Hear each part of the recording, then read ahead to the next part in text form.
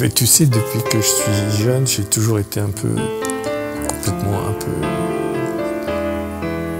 fou des voitures, dingue, amoureux. Je suis né à Verdun. Alors quand j'avais 17, 8 ans, 9 ans, c'était rempli d'Américains là-bas, après la guerre.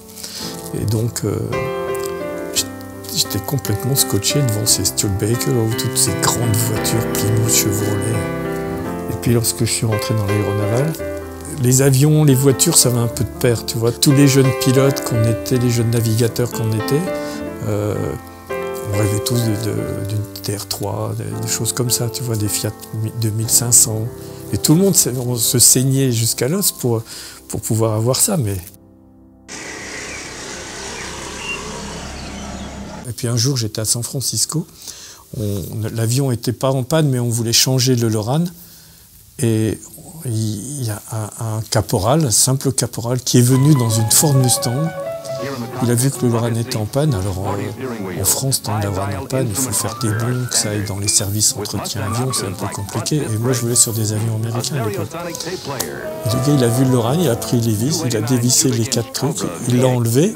10 minutes après, il est revenu dans sa Mustang avec un Loran tout neuf. Et quand on faisait San Francisco-Honolulu, tu vois, sans Loran à l'époque, c'était pas évident, c'est quand même 12 heures au-dessus de nous. C'était tellement simple d'avoir une Mustang à San Francisco dans les années 68 que puis je suis toujours resté un peu amoureux. T'as vu la ligne que ça a, enfin c'est une ligne extraordinaire, quoi.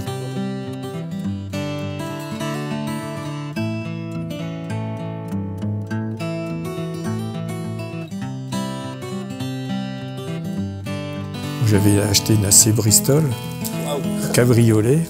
Je dormais dedans, c'était hallucinant, quoi.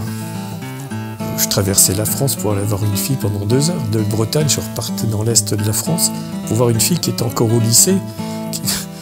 Je la voyais 2 heures, et hop, je repartais. Mais il y avait tout en même temps était mélangé, le bonheur de rouler avec la voiture. Aujourd'hui, j'oserais même pas.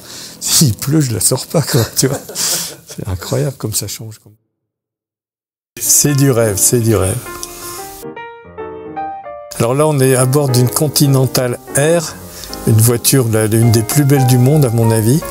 Alors lorsque d'habitude je dis que les Rolls, les Bentley sont le moyen le plus lent et le plus cher pour aller d'un endroit où l'on ne fait rien vers un endroit où l'on n'a rien à faire, là je dirais la même chose, sauf que c'est le plus rapide et le plus cher, parce que ça c'est une Continental Turbo, et c'est carrément un avion de chasse, quoi.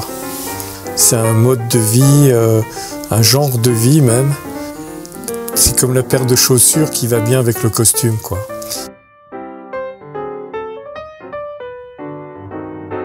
Cette voiture-là, elle est adaptée à des vrais gentlemen.